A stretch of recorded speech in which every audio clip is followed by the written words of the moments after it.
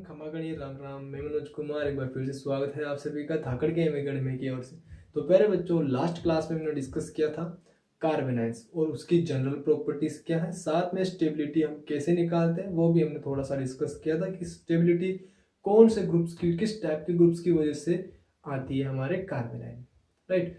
तो वो था हमारा पार्ट नंबर 1 और ये है हमारा पार्ट नंबर 2, जहां पर हम कार्बेनाइंस की स्टेबिलिटी से रिलेटेड कुछ क्वेश्चंस को क्या करने वाले हैं, यहाँ पर सोल्व करने वाले हैं। कुछ प्रॉब्लम्स को हम यहाँ पर सोल्व करने वाले हैं। देखिए, जो कार्बेनाइन था उसमें मैंने आपको लास्ट क्लास में डिस्कस करवाया था स्टेबिलिटी के लिए।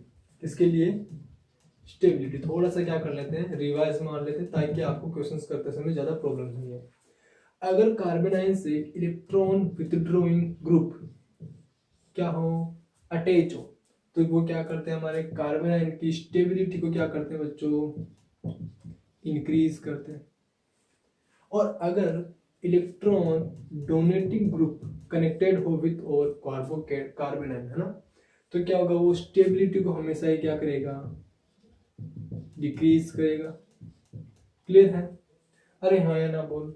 तो अगर इलेक्ट्रॉन विथड्रॉइंग ग्रुप है तो स्टेबिलिटी को इंक्रीज करेगा, और अगर इलेक्ट्रॉन डोनेटिंग ग्रुप है तो स्टेबिलिटी को डिक्रीज करेगा। साथ ही हमने एक ऑर्डर लिखा था कि एरोमेटिक कंपाउंड्स की स्टेबिलिटी सबसे ज्यादा होती है। साथ में -m इफेक्ट शो करने वाले ग्रुप्स अगर हमारे कार्बेनाइन से जुड़े हुए हों तो वहां पर स्टेबिलिटी एरोमेटिक के बाद आने वाली है। देन फिर -H और देन फिर -I इफेक्ट शो करने वाले ग्रुप्स अगर हमारे कार्बेनाइन से कनेक्टेड हों तो ये होता है हमारा कार्बेनाइन की स्टेबिलिटी का ऑर्डर। ओके, तो इस ऑर्डर में हम क्या करेंगे, कार्बेनाइन की स्टेबिलिटी को उनके स्टेबिलिटी के बेसिस पे क्या करने वाले हैं, अरेंज करने वाले हैं, राइट। यहाँ तक क्या क्लियर है? चलिए अब हम इन क्वेश्चंस को कुछ सोल्व करने वाले हैं। देखिए, सबसे पहला क्वेश्चन क्या है, जरा इसको सोल्व करने की कोशिश करेंगे। काफी आसान से हम क्या करने वाले हैं, थोड़ा सा लेवल पे चलने वाले हैं। सबसे पहले एक छोटा सा एग्जाम्पल है, जरा बताएंगे इसका आंसर क्या है। देखिए, कार्बन है, इससे क्या 3 हाइड्रोजन कनेक्टेड है, यहाँ पे नेगेटिव चार्ज, दैट मीन्स क्या है, कार्बेनाइन है क्योंकि नेगेटिव चार्ज प्रेजेंट है। और साथ ही क्या है, फ्लोरीन और फ्लोरीन यहाँ पे है negative charge. Fluorine is the more electronegative than carbon. So ये क्या करने वाला है, इलेक्ट्रॉन डेंसिटी को कार्बन से क्या करने वाला है, अपनी ओर पुल करने वाला है। दैट मीन्स कार्बन पे इलेक्ट्रॉन डेंसिटी डिक्रीज करेगी, और इलेक्ट्रॉन डेंसिटी डिक्रीज करेगी तो यही चाहता है कि नेगेटिव चार्ज क्या करे, डिक्रीज करे। दैट मीन्स ये क्या, हमारे इलेक्ट्रॉन विथड्रॉइंग ग्रुप, और अभी भी हमने डिस्कस किया कि अगर इलेक्ट्रॉन विथड्रॉइंग ग्रुप हमारे कार्बेनाइन से कनेक्टेड हो तो वो क्या करते हैं, हमारे कार्बेनाइन को स्टेबल करते हैं। दैट मीन्स स्टेबिलिटी का ऑर्डर क्या आने वाला है बच्चों, सबसे ऊपर बी आने वाला है और देन फिर ए। तो ये है हमारा फर्स्ट का आंसर, क्या आने वाला है, बी एंड ए। नोट कर लीजिए। क्लियर है पहला आंसर? ठीक है, अभी हम चलते हैं सेकंड आंसर पे, सेकंड क्वेश्चन पे। देखिए क्या है, CH3- सिमिलर है, कोई प्रॉब्लम नहीं है। CH2CH3 एंड CH3CH3CH3 ये वाला जो क्वेश्चन है ये हमने लास्ट क्लास में भी डिस्कस किया था। ये क्या हमारा 0 डिग्री, जो CH3- है बच्चों, CH3- क्या है, 0 डिग्री कार्बेनाइन। उसके बाद CH2CH3 negative charge 1 degree कार्बेनाइन, CH3 and CH3 क्या है, 2 डिग्री कार्बेनाइन। और लास्ट में है हमारे पास CH3 एंड CH3 क्या है, यहाँ पे नेगेटिव चार्ज।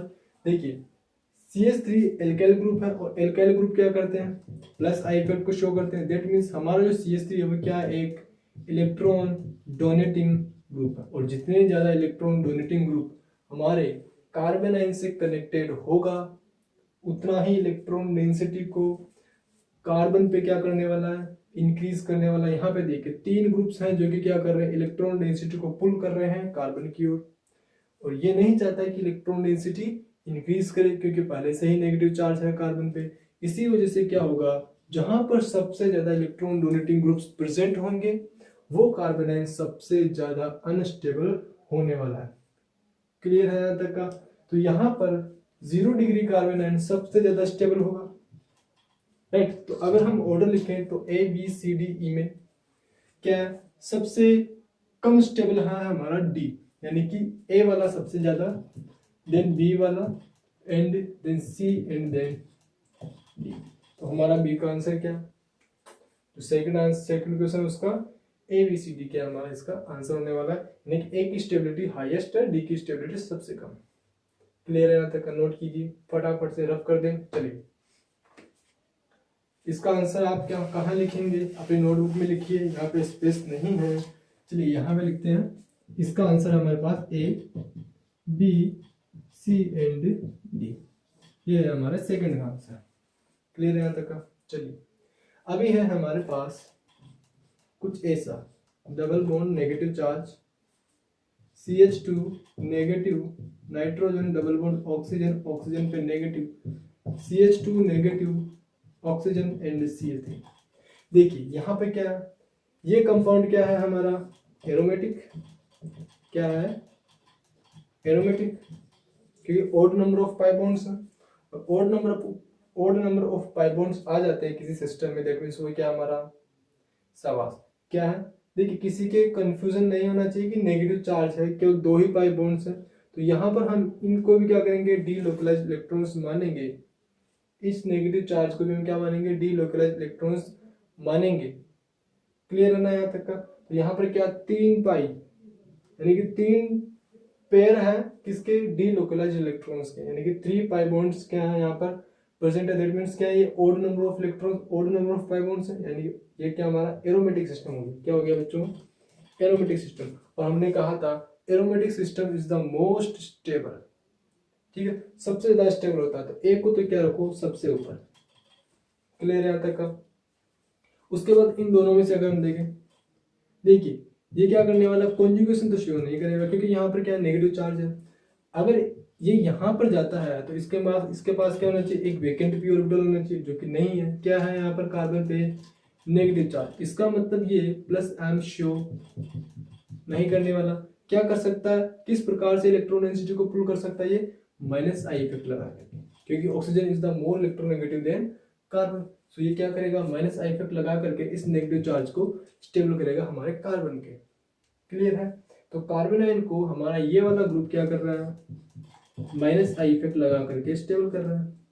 सिमिलरली अगर हम यहाँ देखें बच्चों, क्या हो रहा है यहाँ पर, कॉन्जुगेशन। इसका मतलब यहाँ पर क्या हो रहा है, ये जो NO2 ग्रुप है वो क्या कर रहा है, बिल्कुल क्या कर रहा है, माइनस आयन इफेक्ट लगा करके स्टेबल कर रहा है। क्लियर है। और हम जानते हैं कि माइनस आयन इफेक्ट को हम क्या देते हैं, प्रायोरिटी देते हैं, पहले क्या करते हैं उसको स्टेबलाइज करते हैं, यानी कि जो माइनस आयन इफेक्ट होता है वो ज्यादा स्टेबल करता है माइनस आई इफेक्ट से कंपाउंड को। माइनस आई इफेक्ट के कंपेयर में ज्यादा स्टेबल होता है हमारा माइनस आयन इफेक्ट की वजह से, जो स्टेबिलिटी आ रही है कंपाउंड में उसकी वजह से। जैसे कि हमने अभी ऑर्डर देखा था, सबसे पहले aromatic, then minus M, then minus H, और देन माइनस आई इफेक्ट, सबसे ऊपर एरोमेटिक। तो वही तो है ये क्वेश्चन। क्लियर है। तो एरोमेटिक का सबसे ऊपर है, देन क्या है बी, और देन सी। तो ए बी सी क्या हमारा इसका राइट आंसर है। क्लियर है, अच्छे से क्लियर है, अरे हाँ या ना बोल। चलिए तो 3 क्वेश्चन हमने यहाँ पे सोल्व कर लिए हैं। क्या है, काफी आसान से क्वेश्चन हैं। क्या है, यहाँ पे है हमारा A B and C. Clear है यहाँ तक का। चलिए क्या हम इन तीनों क्वेश्चंस को रफ कर दें, तो बिल्कुल कर देते हैं, कोई प्रॉब्लम नहीं है। अभी देखिए इस सिस्टम को जरा देखिए, ये वाला क्वेश्चंस, ये दोनों क्वेश्चंस का अच्छे क्वेश्चन है, जरा इनको सोल्व करके दीजिए मेरे को। बताइए, पहले आप सोल्व करें, पॉज कर दे वीडियो को, और देन पहले क्या आप ट्राई करें कि आप क्या इनको सही कर पाते या फिर नहीं। चलिए देखिए ये क्या है, ये वाला सिस्टम क्या है हमारा, एंटी एरोमेटिक। क्या है बच्चों, एंटी एरोमेटिक सिस्टम। यह वाला सिस्टम क्या है हमारा, अभी भी हम पढ़ के आए हैं, एरोमेटिक सिस्टम। क्या है बच्चों, aromatic system. Anti aromatic system is the क्या सबसे ज्यादा अनस्टेबल सिस्टम होता है। यहाँ पर क्या है, सबसे ज्यादा अनस्टेबल है, यानी कि एक तो सबसे नीचे गया और बी सबसे ऊपर आ गया। क्यों, क्योंकि एरोमेटिक है। क्लियर है ना। अब यहाँ देखिए, हमने आई थिंक मैंने आपको नोट करवाया था कि एक ऑर्डर मैंने लिखवाया था आपको लास्ट क्लासेस में शायद, कुछ, ठीक है। तो वहां पर हमने देखा था कि जो कॉन्जुगेशन पढ़ते समय मैंने आपको ये बताया था कि एरोमेटिक के बाद अगर सिस्टम स्टेबलाइज होता है तो उसमें लीनियर कॉन्जुगेशन आता है, लीनियर कॉन्जुगेशन, ओके। एंड उसके बाद क्या आता है बच्चों, क्रॉस कॉन्जुगेशन में स्टेबिलिटी आती है, क्रॉस कॉन्जुगेशन। और क्रॉस कॉन्जुगेशन से भी नीचे जो स्टेबल होता है वो होता है हमारा एंटी एरोमेटिक सिस्टम। ये वाला ऑर्डर हमने देखा था जब हमने कॉन्जुगेशंस को डिस्कस किया था, तो वहां पर हमने देखा था कि सबसे ज्यादा स्टेबल एरोमेटिक वाले होते हैं, देन जिन कंपाउंड्स में लीनियर कॉन्जुगेशन होता है वो क्रॉस कॉन्जुगेशन से भी ज्यादा स्टेबल होते हैं, देन फिर क्रॉस कॉन्जुगेशन और then aromatic anti aromatic systems. तो ये ऑर्डर हमने डिस्कस किया था जब हमने कॉन्जुगेशन अच्छे से डिस्कस किया था उस समय। तो यहाँ पर क्या है, एंटी एरोमेटिक है, एरोमेटिक है। यहाँ पे क्या है, लीनियर कॉन्जुगेशन, क्या है, लीनियर कॉन्जुगेशन। अरे हाँ या ना बोल। यहाँ देखिए बच्चों क्या आ रहा है, क्रॉस कॉन्जुगेशन आ रहा है, क्या आ रहा है, क्रॉस कॉन्जुगेशन। और क्रॉस कॉन्जुगेशन और लीनियर कॉन्जुगेशन क्या होते हैं मैंने डिस्कस करवाया था आप लोगों को, अगर नहीं मालूम है तो लिंक मैं आपको डिस्क्रिप्शन बॉक्स में दे दूंगा, आप वहां से जाकर के अच्छे से लर्न कर सकते हैं, ठीक है। क्रॉस कॉन्जुगेशन है, क्रॉस कॉन्जुगेशन, राइट। और यहाँ पे क्या है, लीनियर कॉन्जुगेशन, क्या बच्चों, लीनियर कॉन्जुगेशन है। देखिए यहाँ पर क्या है, सबसे ऊपर है बी और सबसे नीचे है ए, इस ऑर्डर के बेसिस पे। यहां देखिए लीनियर कॉन्जुगेशन है, ये भी क्रॉस कॉन्जुगेशन है और ये भी लीनियर कॉन्जुगेशन है।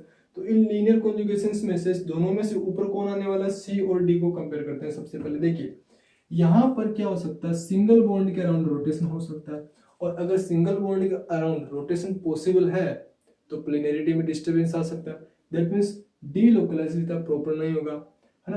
तो यहाँ पर प्लेनरिटी में क्या हुआ, बिल्कुल प्लेनरिटी में क्या है बच्चों, यहाँ पर शाबाश, प्लेनरिटी में क्या है, यहाँ पर थोड़ा सा डिस्टर्बेंस है जिसकी वजह से डी लोकलाइजेशन प्रॉपर नहीं हो पाएगा। और क्योंकि यहाँ पर रोटेशन है, क्या कि यहाँ पर रोटेशन है, रोटेशन की सिंगल बॉन्ड होने की वजह से क्या हो सकता है, यहाँ पर रोटेशन हो सकता है, तो प्रॉपर कॉन्जुगेशन इतना नहीं होगा जितना यहाँ पर होगा, क्योंकि यहाँ पर अभी जो है हाइड्रोजन और हाइड्रोजन, यहाँ पर कोई भी एक सिंगल बॉन्ड नहीं है, क्योंकि ये वाला कार्बन इस वाले कार्बन से कनेक्टेड है और इस वाले कार्बन से भी कनेक्टेड है, ठीक है। तो ये वाला जो सिस्टम है ये क्या है, क्लोज्ड सिस्टम है। क्या है बच्चों, ये क्लोज्ड सिस्टम, क्या बोलेंगे इसको हम, क्लोज्ड सिस्टम है। और ये हमारा क्या है, ओपन सिस्टम, क्या है ये, ओपन सिस्टम। और ओपन सिस्टम में क्या होगा, प्लेनेटरी डिस्टर्बेंस आ सकता है due to cause of rotation around the single bond, ठीक है। लेकिन यहाँ पर क्योंकि ये वाला कार्बन इन दोनों कार्बन से कनेक्टेड है तो ये वाला बॉन्ड रोटेट नहीं हो सकता, ये दोनों सिंगल बॉन्ड्स क्या नहीं हो सकते, रोटेशन पॉसिबल नहीं है, जिसकी वजह से यहाँ पर क्या होगा, प्रॉपर कॉन्जुगेशन होगा यहाँ पर किसका, इस नेगेटिव चार्ज का, ठीक है ना। इसी वजह से क्या है, ई की स्टेबिलिटी सबसे ज्यादा है। बी के बाद कौन आ गया बच्चों, ई, क्लियर है।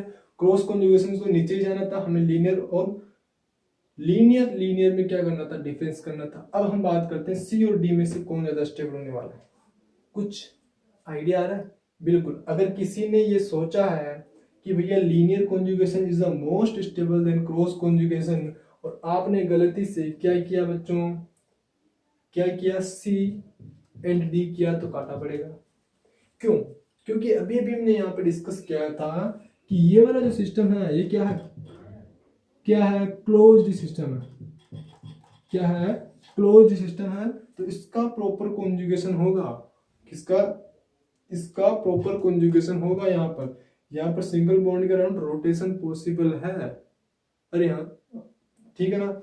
इसी वजह से क्या है बच्चों, डी ऊपर आने वाला है और सी नीचे जाने वाला है। तो ये है हमारा राइट, ठीक है ना। कुछ समझ में आया, कॉन्सेप्ट क्लियर है या फिर नहीं है। बिल्कुल, यहाँ पर डिफरेंस यही था कि ये वाला सिस्टम हमारा क्या है, क्लोज्ड सिस्टम है और ये ओपन सिस्टम है। इसी वजह से यहाँ पे क्या हो रहा है, प्रॉपर कॉन्जुगेशन हो रहा है क्लोज सिस्टम होने की वजह से। इसी वजह से क्या हो रहा है, डी की स्टेबिलिटी ज्यादा आ रही है जबकि सी की स्टेबिलिटी कम जा रही है, क्लियर है। चलिए, तो ये है हमारा फोर्थ का आंसर। अभी चलते हैं हमारे लास्ट और सबसे इंपॉर्टेंट इक्वेशन, इसके बाद भी क्वेश्चन सॉल्व करेंगे, अभी चिंता मत कीजिए, और क्वेश्चन हैं। ये है हमारा He। देखिए हमें बताना है कि इन दोनों में से कौन सा प्रोटॉन है जो कि फास्ट निकलने वाला है, कौन सा प्रोटॉन रिएक्टिव है, मतलब कौन सी साइड ज्यादा रिएक्टिव है, कौन सी जो साइड है वो ज्यादा एसिडिक साइड है, यानी कि जहां से प्रोटॉन आसानी से निकलेगा वो ज्यादा एसिडिक होगा। वही अपने को देखना है कि कौन सा प्रोटॉन है जो ज्यादा आसानी से इजीली रिमूव हो जाएगा।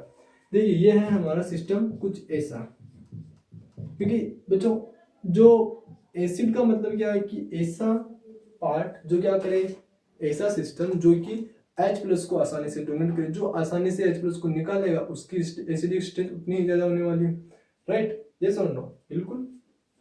ये है हमारा, सॉरी कुछ ऐसा नहीं है, ये कुछ ऐसा है।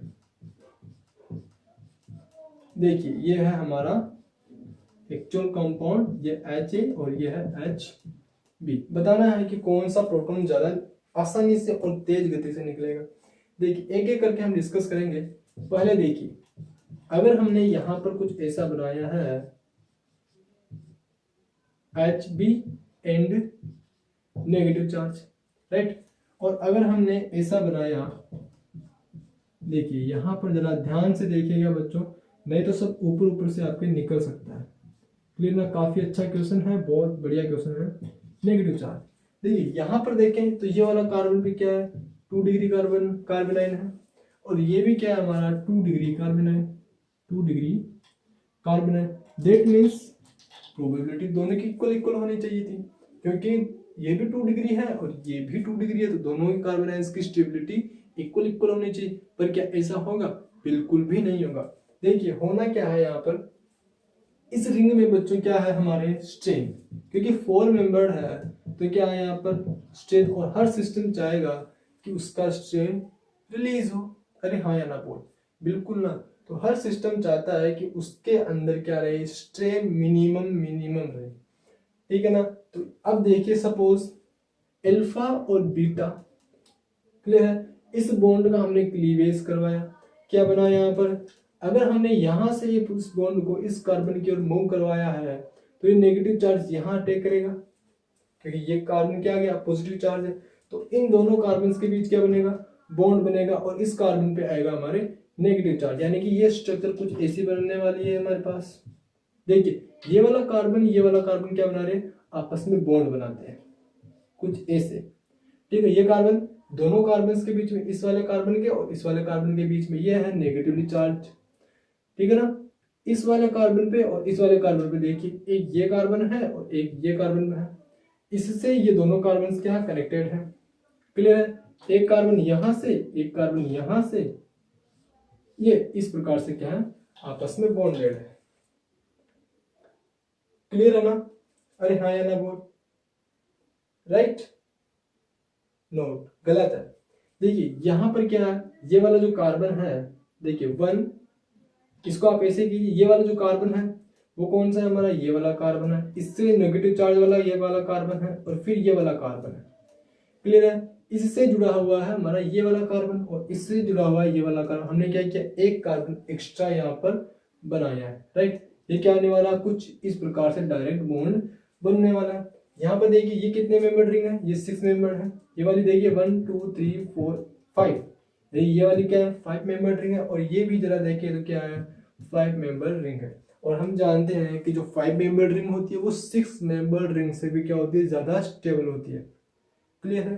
तो यहाँ पर एक 6 मेंबर रिंग और 2 5 मेंबर रिंग बन रही है, जो कि मोस्ट स्टेबल रिंग्स होती है। तो यहाँ पर Ha की निकलने की प्रोबेबिलिटी सबसे ज्यादा होने वाली, लेकिन हम उसको भी बना करके देखेंगे, क्लियर है? अच्छा, किसी के माइंड में अगर ऐसे आ जाए कि सर हमने इस वाले बॉन्ड को ब्रेक करवाया है, क्या हम इस वाले बॉन्ड को ब्रेक नहीं करवा सकते थे? क्योंकि यहाँ पर बनने वाला कार्बोकेटाइन भी 2 डिग्री कार्बोकेटाइन है, और यहाँ पर बनने वाला कार्बोकेटाइन भी 2 डिग्री ही होगा। अगर हम इस बॉन्ड को ऐसे ब्रेक करवा दे और इस बॉन्ड को यहाँ टेक करवा दे तो कुछ नहीं है। अगर अपन यहाँ पर इसको बॉन्ड टेक करवाएं और यहाँ नेगेटिव चार्ज दें तो जरा देखिए 1 2 3 4 मेंबर्ड रिंग बनेगी, वापस से स्ट्रेन आने वाला है, दैट मीन्स ये वाला बॉन्ड ब्रेक नहीं करने का, ये वाला बॉन्ड ब्रेक करने का, राइट है ना। चलिए कुछ क्लियर है कॉन्सेप्ट, अरे हाँ या ना। चलिए अभी अगर हम इसको बाहर निकालते हैं तो क्या होगा यहाँ पर, अल्फा बीटा, क्लियर है। क्या करेंगे इसको, ऐसे अगर हम ब्रेक करवाते हैं तो भी क्या होने वाला है, ये दोनों आपस में बॉन्ड बनाएंगे, इस कार्बन पे क्या आने वाला है, नेगेटिव चार्ज, क्लियर है। वापस से कितने मेंबर रिंग है, 4 मेंबर्ड रिंग है, और ये भी क्या 4 मेंबर्ड रिंग है, पहले से भी ज्यादा स्ट्रेन, दैट मींस कंपाउंड और भी ज्यादा अनस्टेबल, सो बनेगा ही नहीं। इसी वजह से एच भी बाहर नहीं निकलेगा, कौन निकलेगा, एच। यहां पर क्या होने वाली है, एच फास्ट रिएक्शन, एच जो है वो जो एच प्लस है, एच प्लस है, ये फास्ट निकलने वाला है, यानी कि ये वाली जो पोजीशन है वो क्या है, मोर एसिडिक पोजीशन है, मोर एसिडिक है, ये वाली पोजीशन मोर एसिडिक पोजीशन होती है, क्लियर है, अच्छे से क्लियर है। तो चलिए अब कुछ क्वेश्चंस और हम सॉल्व करते हैं, रफ कर दे इसको। ओके जी, अभी है हमारा नेक्स्ट क्वेश्चन, तो ये क्वेश्चन सर फटाफट से इनको सॉल्व कीजिए, थोड़ा स्मार्ट बोर्ड की फीलिंग भी ले लेते हैं साथ ही साथ, अरे हाँ या ना बोल, अरे हाँ यार, ठीक है ना। देखिए ये वाला क्वेश्चन है, मोस्ट एंड लीस्ट एसिडिक अपने को बताने, इन चारों में से कौन सा सबसे ज्यादा एसिडिक है और कौन सा सबसे कम एसिडिक है। देखिए एसिडिक का मतलब कि हाइड्रोजन जो H प्लस है वो निकलने वाला है।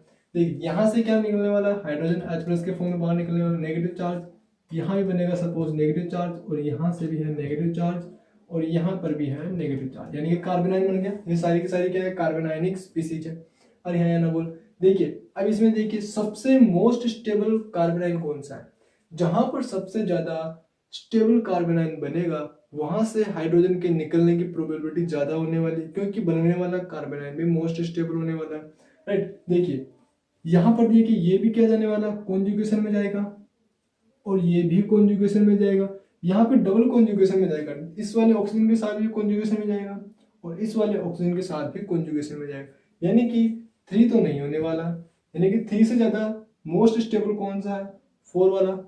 अब इन दोनों में से देखें तो यहाँ पर क्या हो रहा है बच्चों, प्लस एम इफेक्ट लग रहा है, सॉरी माइनस एम इफेक्ट लग रहा है, क्या लग रहा है, माइनस एम इफेक्ट, और यहाँ से भी क्या हो रहा है, जो कार्बोनाइन है वो माइनस एम इफेक्ट से क्या हो रहा है, स्टेबल हो रहा है, क्लियर है। यहाँ देखें जो नेगेटिव चार्ज है वो कैसे स्टेबल हो रहा है, प्लस एम इफेक्ट से तो लग नहीं रहा, माइनस एम इफेक्ट से तो स्टेबल हो नहीं रहा है, क्यों, क्योंकि यहाँ पर कोई वेकेंट ऑर्बिटल ही नहीं है, वेकेंट ऑर्बिटल नहीं है नियरेस्ट एटम पे, है ना। तो क्या होगा यहाँ पर, oxygen is the more electronegative element, right, oxygen is the more electronegative element, क्या करेगा ये, माइनस आई इफेक्ट लगा सकता है, क्लियर है। सिमिलरली यहाँ पर भी क्या है बच्चों, ऑक्सीजन क्या है, यहाँ पे ऐसे कुछ इस तरीके से कीजिएगा, ये भी क्या ऑक्सीजन भी माइनस आई इफेक्ट लगाएगा, और इधर से भी क्या करेगा, सल्फर माइनस आई इफेक्ट लगाएगा, क्लियर है। तो यहाँ पर दो ग्रुप्स क्या कर रहे हैं, माइनस आई इफेक्ट लगा करके नेगेटिव चार्ज को स्टेबल कर रहे हैं। अब नेगेटिव चार्ज से ज्यादा स्टेबल होता है माइनस एम इफेक्ट से, यानी कि मोस्ट स्टेबल कौन सा है हमारा, एनायनिक स्पीसीज ये है, दैट मीन्स मोस्ट एसिडिक भी हमारा यही होने वाला है, क्या है ये, मोस्ट एसिडिक, क्योंकि यहां से निकलने वाला प्रोटॉन फास्ट होगा, बिकॉज बनने वाला एनाइन जो है वो क्या होगा, मोस्ट स्टेबल एनाइन है, क्लियर है। 3 is the most acidic species.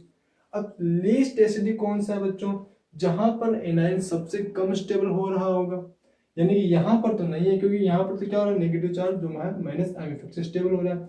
यहाँ पर 2 नेगेटिव चार्ज है, यानी कि 2 ऐसे ग्रुप्स हैं जो कि माइनस आई इफेक्ट लगाते हैं, जिसकी वजह से ज्यादा स्टेबल होगा कंपेयर टू इसके, यानी कि यहाँ पर क्या एक ही ग्रुप है जिसकी वजह से क्या हो रहा है, ये नेगेटिव चार्ज स्टेबल हो रहा है, वो भी माइनस आई इफेक्ट की वजह से। तो सबसे कम स्टेबल ग्रुप हमारा यही है, यानी कि क्या हमारा मोस्ट एसिडिक नहीं, लीस्ट एसिडिक है, क्या है, लीस्ट एसिडिक है, यानी कि ये नेगेटिव चार्ज बनना ही नहीं चाहेगा, यहाँ से प्रोटॉन निकलेगा ही नहीं, बहुत कम निकलने वाला, बहुत बहुत बहुत जो है टफ तरीके से, या फिर बहुत मुश्किल है यहाँ से निकालना, क्योंकि जो नेगेटिव चार्ज बनेगा वो स्टेबल ही नहीं है, क्लियर है। चलिए तो लीस्ट एसिडिक हमारा ये है, और ये है हमारा मोस्ट एसिडिक, क्लियर है। चलिए रफ कर दें इसको, ओके जी। तो देखिए जस्ट 1 सेकेंड, ओके, देखिए ये है। अभी देखिए इन दोनों में से बताना है कि इन तीनों में से बताना है कि मोस्ट एसिडिक कौन सा है। वापस से वही काम करना है, यहाँ से हाइड्रोजन है, निकलेगा एक हाइड्रोजन नेगेटिव चार्ज, एक हाइड्रोजन निकालो नेगेटिव चार्ज, और एक हाइड्रोजन निकालो नेगेटिव चार्ज। अब हमें बताना है कि यहाँ पर सबसे ज्यादा स्टेबल कौन सा है, क्योंकि जो सबसे ज्यादा एनायन स्टेबल होगा यानी कि वहां से H+ उतना ही आसानी से निकला होगा। क्लियर है। देखिए ये हमारा क्या है, एरोमेटिक। क्या है बच्चों, एरोमेटिक। और ये है हमारा, क्योंकि दो आ गए यहाँ पर, दो पाई बॉन्ड्स हैं, यानी कि ये क्या हो गया हमारा एंटी एरोमेटिक। एंटी एरोमेटिक, और एंटी एरोमेटिक की स्टेबिलिटी सबसे कम है, यानी कि ये वाला तो जो ग्रुप है वो सबसे नीचे जाने वाला है। यहाँ पर भी क्या है बच्चों हमारा एरोमेटिक। क्या है, एरोमेटिक। अगर हम इन दोनों की बात करें और इन दोनों की बात करें तो एंटी एरोमेटिक सबसे नीचे जाएगा। इसका मतलब बी की स्टेबिलिटी सबसे कम है, यानी कि B is the least acidic. B is the least acidic.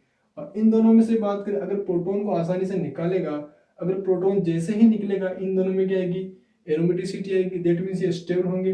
अब एक चीज यहाँ पे देखिए, ये वाला जो पोर्शन है इसको देखिए, इस वाले पोर्शन को आप जरा नोटिस कीजिए। क्या है, CF3 क्या है, यहाँ पर माइनस आई इफेक्ट लगा रहा है, ये क्या है, बिल्कुल इसी वजह से क्या हो गया, यहाँ पर क्या हो रही है इलेक्ट्रॉन डेंसिटी, क्योंकि plus I effect plus I effect plus I effect plus I effect plus I effect electron density को इंक्रीज कर रहा है रिंग में, जिसकी वजह से स्टेबिलिटी डिक्रीज कर रही है।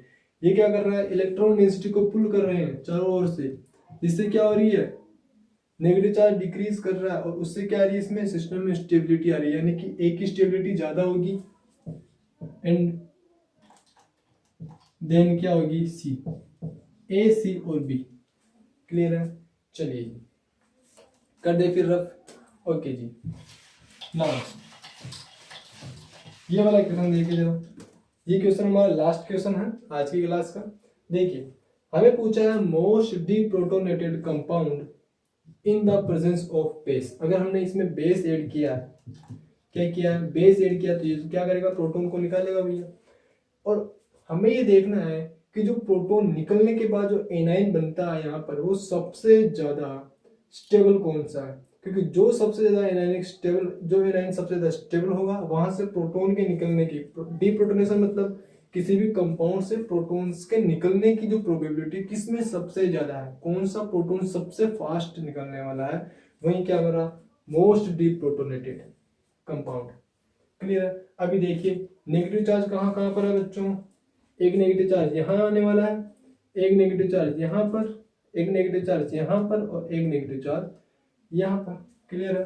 देखिए CH3 है, CH3 है, क्या करेगा, प्लस आई इफेक्ट। इसको यहाँ लिखते हैं बड़ा बड़ा ताकि समझ में आए अच्छे से। Double bond oxygen, double bond oxygen, negative charge है। ओके, ये क्या कर रहा है बच्चों, प्लस आई इफेक्ट, और ये भी क्या कर रहा है इधर से plus I effect. Plus I effect लगा करके क्या कर रहे हैं यहाँ पर, इस कार्बन की इलेक्ट्रोफिलिसिटी को डिक्रीज कर रहा है, यानी कि प्लस आई इफेक्ट लगा करके क्या कर रहे हैं, इलेक्ट्रॉन डेंसिटी कार्बन की ओर पुल कर रहा है, और कार्बन के ऊपर जितनी ज्यादा इलेक्ट्रॉन डेंसिटी जाएगी उसकी इलेक्ट्रोफिलिसिटी डिक्रीज करेगी, दैट मींस उस पे पॉजिटिव चार्ज कम जनरेट होगा, जिसकी वजह से डीलोकलाइजेशन भी कम होगा इस नेगेटिव चार्ज का। क्लियर है। ये वाले क्या करेंगे, यहाँ कॉन्जुगेशन में जाने की कोशिश करेंगे, पर यहाँ से क्या लग रहा है, प्लस आई इफेक्ट, जिसकी वजह से क्या हो रहा है, इलेक्ट्रॉन डेंसिटी इस कार्बन की ओर पुल की जा रही है। फर्स्ट केस हमारा ये है। क्लियर है। अभी सेकंड केस देखिए, इसमें क्या है बच्चों, OMe कनेक्टेड है, किससे, OMe कनेक्टेड है इस इलेक्ट्रोफिलिक कार्बन से, यानी कि जैसे ही यहाँ पर नेगेटिव चार्ज बनेगा इस वाले ऑक्सीजन पे, क्या बनेगा, कार्बन पॉजिटिव चार्ज, और कार्बन जितना ज्यादा पॉजिटिवली चार्ज होगा इन इलेक्ट्रॉन्स का डीलोकलाइजेशन उतना ही अच्छा होने वाला है। क्लियर। लेकिन प्रॉब्लम यह है बच्चों कि यहाँ पर कौन है, प्लस एम इफेक्ट शो करने वाले ग्रुप्स हैं, जो कि प्लस आई इफेक्ट से भी ज्यादा इलेक्ट्रॉन्स को डोनेट करेंगे। यहाँ पर इस कार्बन की इलेक्ट्रोफिलिसिटी इस वाले कार्बन से भी ज्यादा डिक्रीज करने वाली है। राइट और नो, यस बिल्कुल, इस वाले कार्बन से भी ज्यादा डिक्रीज करने वाली है यहाँ पर इस वाले कार्बन की इलेक्ट्रोफिलिसिटी, क्योंकि ये ज्यादा इलेक्ट्रॉन्स को डोनेट कर पाएगा, जिससे इस नेगेटिव चार्ज का डीलोकलाइजेशन इतना ज्यादा पॉसिबल नहीं होगा।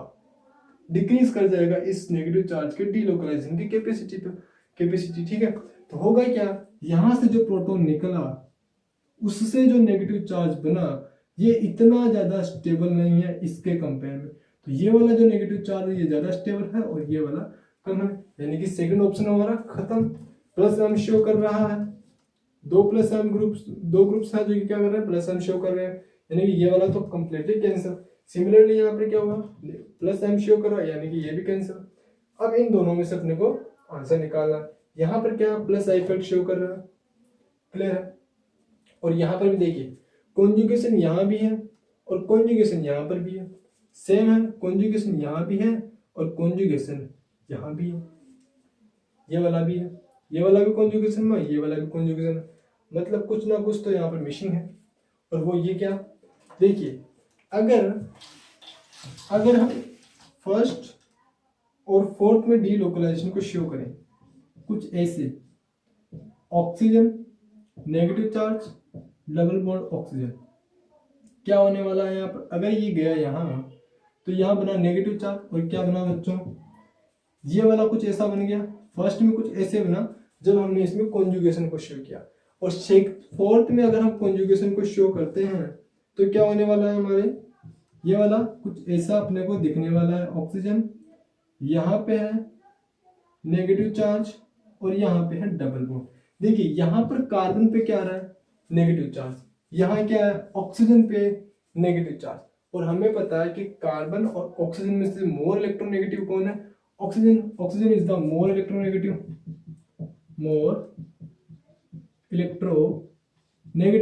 और अगर किसी इलेक्ट्रोनेगेटिव एलिमेंट पे नेगेटिव चार्ज आता है तो वो क्या होता है, स्टेबल होता है। यानी कि कार्बन पर अगर नेगेटिव चार्ज आए और ऑक्सीजन पे अगर नेगेटिव चार्ज आए तो ऑक्सीजन पे नेगेटिव चार्ज क्या होगा, ज्यादा स्टेबल होगा, क्योंकि वो क्या है, ज्यादा इलेक्ट्रोनेगेटिव एलिमेंट है क्योंकि कार्बन से, क्लियर है। तो यहाँ पर फोर्स से ज्यादा स्टेबिलिटी होने वाली है फर्स्ट की, फोर्स से ज्यादा स्टेबिलिटी किसकी होगी, फर्स्ट से। देखिए इस वाले पार्ट की हमने डिस्कस नहीं किया क्योंकि यहाँ पर दोनों ही क्या कॉमन है, तो हम यहाँ से डिफरेंशिएट नहीं कर सकते, हम यहाँ से क्या कर सकते हैं, डिफरेंशिएट कर सकते हैं, क्लियर है। इसी वजह से क्या हुआ, 4 की स्टेबिलिटी कम है फर्स्ट से, यानी कि first is the most stable anionic compound. ठीक है, मोस्ट स्टेबल है कौन हमारा, फर्स्ट हमारा क्या है बच्चों, मोस्ट स्टेबल है। और अगर यहाँ पर एनायन सबसे ज्यादा स्टेबल है तो प्रोटॉन के निकलने की प्रोबेबिलिटी, प्रोटॉन के निकलने की पॉसिबिलिटी भी सबसे ज्यादा यहीं पर होने वाली है, क्योंकि यहाँ से बनने वाला एनायन कार्बन एनायन क्या है, मोस्ट स्टेबल एनायन, क्लियर है। तो डीप्रोटोनेटेड कंपाउंड्स, डी इस चीज का आपको ध्यान रखना है कि डीप्रोटोनेटेड का मतलब क्या है कि कंपाउंड से हाइड्रोजन प्लस को क्या करना है, बाहर निकालना, प्रोटॉन को बाहर निकालना है, H प्लस को बाहर निकालना है, क्लियर।